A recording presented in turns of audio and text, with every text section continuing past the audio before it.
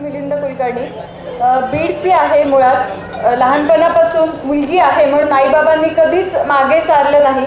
लहानपणापासून बाहेर ठेवून नवोदय विद्यालयातून शिक्षण पूर्ण केलं आणि नंतर शुभम सरांच्या, यश सरांच्या आणि मॅमच्या गायडन्सनी आज SBI assistant manager IT officer या पदी नियुक्ती झालेली आहे.